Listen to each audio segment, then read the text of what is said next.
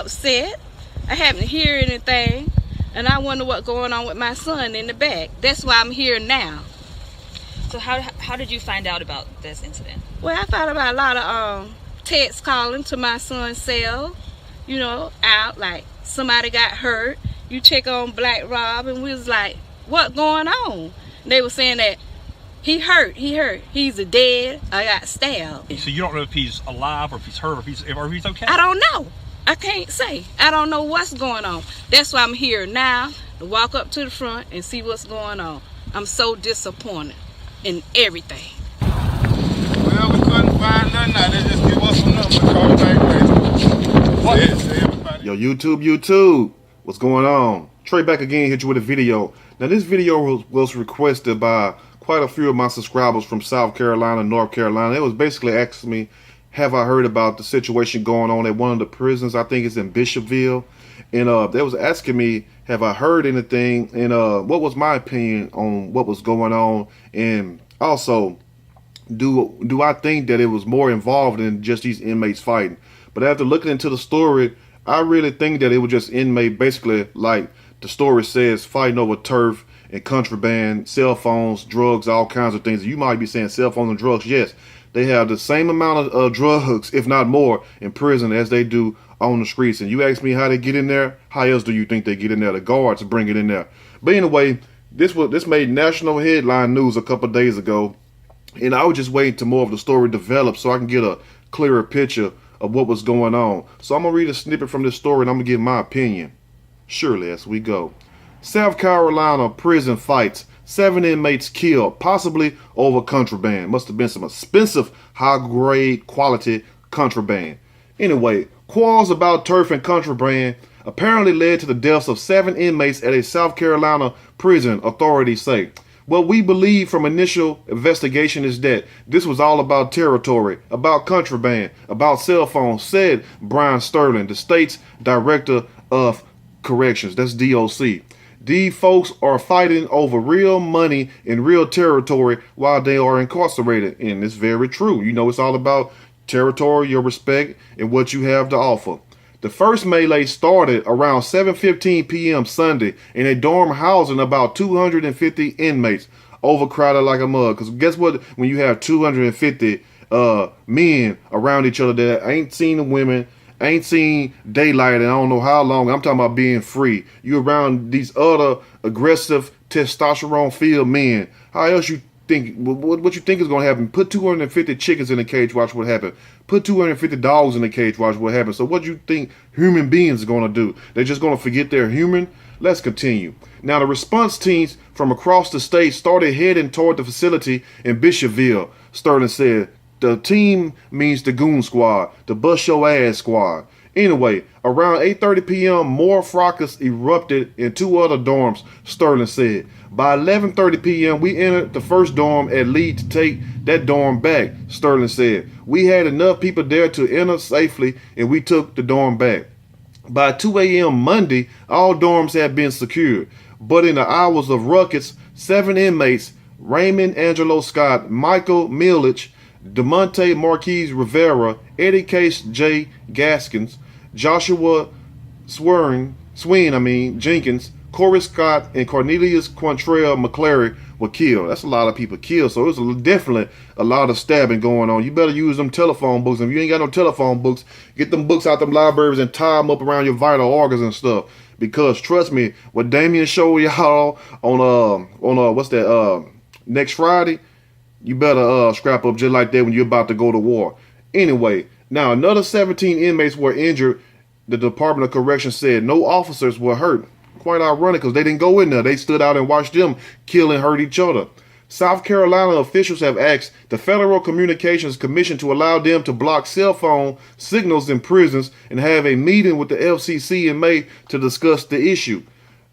Through these contraband cell phones that the FCC would not allow us to block, they are able to conduct their criminal enterprises, Governor Henry McMaster said. Okay, but how do you think they're getting the cell phones? They're not leaving the damn compound, going home or going to AT&T or Walmart buying them. No, some asshole, somebody is bringing the damn phones in there to them. How about we crack down and find out who that person is? Now, They say it's not a South Carolina problem. Sterling said it's a national problem. No, it's a South Carolina problem. It's your prison problem. Every prison, every institution, jail have their own set of unique circumstances and problems. You know what I'm saying? What goes on in one jail might not goes on in the next jail. And what goes on in that jail might not particularly goes on in the same similar situation as another jail. Everything unfolds different. But basically it all boils down to be the same. But this is a South Carolina issue, just like North Carolina. If it would happen, they would have their own set of problems.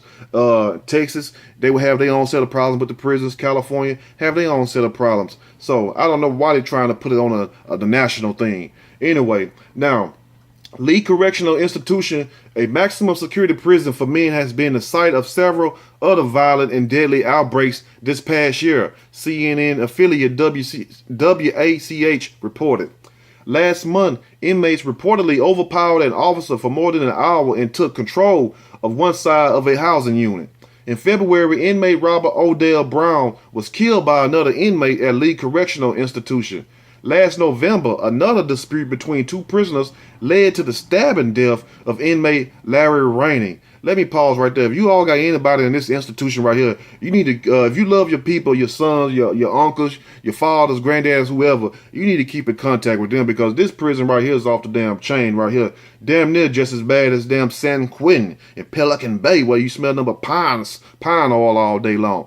So if you got anybody in these prisons or any other prison or institution, jail around this country, detention center, if you love your people, keep in contact with them, because to a lot of those guys, that's like Christmas every day for them, just to get a letter. You know, because after you get stripped of everything, the only thing you got is the people left that love you. And people, some people never realize that, but some people do. And it takes them getting in these situations where they remember, you know what I'm saying, the little things in life, the people who really love them and help them. So if you have anybody, you know, please reach out to them. Just send them a letter. You know what I'm saying? God loves you, even if you don't want to say you love them. You just stay in touch with them. Now, in last July, inmate Christian D. Ray died from injuries suffered during a fight. Damn, that's another death. CNN's Chuck Johnson, Karma Hassan, and Lachelle Benkin contributed to the report. So it's just a basically messed up situation they're going around. I don't understand why are these people having such an issue with contraband and cell phones. The way that you go by doing it, check those guards that come in there, because 9 times out of 10, which most likely is the case, because I doubt it if the visitors, by this being a maximum security prison, is able to leave any contraband, especially if you have your routine checks. So what the prison should do, in my opinion, is have a better security clearance. Have people check thoroughly. Have your metal detectors. Have your female guards there for the women that come in the institution, or just the females, so they can get searched. Because everybody have to get searched when you come in these maximum security institutions.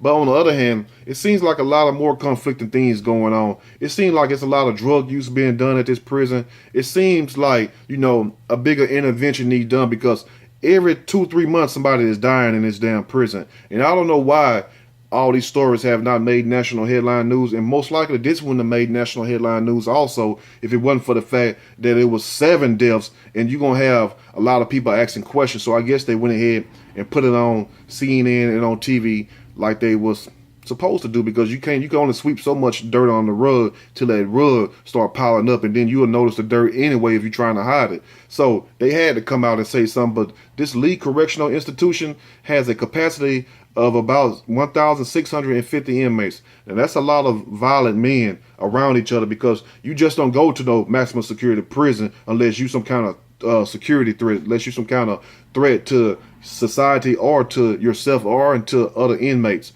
So it's not like a regular jail. It's not even a regular prison. It's maximum. So most likely it's a disciplinary prison for people who don't got in trouble in other parts of the state. And what they would do is relocate them there and send them there and let them serve out the remainder of their time. Or when they get reclassified, they'll let them go to a less stricter prison, like just a regular place, or maybe a detention center. Just depends on the rules there. I don't know. But anyway, like I said, if you have anybody in this Lee Correctional Institute, to my people in South Carolina, even North Carolina, or that area, please reach out to your people within the next few days and just write them a letter or call, you know what I'm saying, or send a note or whatever to call you, because Trust me, it would make a world of difference into a lot of the people that would keep them out of trouble. See, when you take something, because let me explain this first. Men are not going to stop being men, just like women are not going to stop being women. But I can only speak for the mans because I'm a man. But when you put somebody in these institutions, they're not going to stop being a man. They're not going to stop thinking like a man, even though some of them resorts to being in the homosexual lifestyle and the gay lifestyle. And that's on them if they choose to do that. But some of them get turned out when they go anyway, no matter if they want to be one or not, you know. But anyway, that's why you should not put yourself in these situations. But at the same time, you know, to a lot of these people, they don't have anything left, so they're going to resort to this type of activity. But sometimes when you have somebody come and seeing you, you have people writing you letters, accepting your phone calls, that keep a lot of these guys in line. Now, I don't know how you're going to keep somebody in line if they got a life sentence or 30 or 40 years flat sentence. You know what I'm saying? You just can do the best you can. But to a lot of those people on the outside make a world of difference. So when nobody don't look after these guys and make sure they're okay, guess what they'll do? They resort to any kind of activities. And then next thing you know, you have a monster on your hand. You thought he was a monster. Now you got a real monster. And I hope you all understand what I'm saying. All I'm saying is this right here. Just because your people is locked up does not mean they're still not human. Does not mean they're still not men nor women. You know, and also it depends on the crime. Now, if you out here raping old people and children, I have no love for you. The hell with you. But I'm talking about the people who just made an honest mistake. You know what I'm saying? No matter what it is, as long as it ain't something dealing with violence against somebody, you know, because people gonna steal. You never know this person's situation. They might was hungry, you know, might just didn't think clear that day, might didn't have the education that me and you have, where we can conduct ourselves in certain manners, where we can go get certain jobs, we can get certain things done. A lot of people can't think like that. So anyway, I hope you all understand it. But if you have anybody in these institutions, whether it's in Lee Correctional Institute in South Carolina or anywhere across America or even the world, if you hear my voice in other countries, just look out for your people. That's all. Because at the end of the day, it's all about family, and that's the way it should be. And to those guys that lost their lives, it's a sad situation. But this is a reminder to us on the outside looking in, is let's stay on the outside. Because once you get into these places, you in the hand of you in the belly of the beast. I mean, come on. Anyway, y'all stay blessed. Let me know what you think about this video. If you like the video, push the like button. If you like, subscribe to the channel. Definitely share the video. And to my people in South Carolina, you know what I'm saying, may the Most High bless y'all. And to these guys that's in this this maximum security prison, you know, I know it's hell on earth, because that is hell on earth right there. You think it's one thing to be poor out here and homeless, but it's another thing to be in these institutions. You know what I'm saying? You got to watch your ass and your back all damn day long. The hell with that. I'd rather be poor on the streets than be rich in one of these damn prison cells. Let me know what you all think. Till next time, y'all stay blessed, stay vigilant, and stay woke, and love your people. I'm out.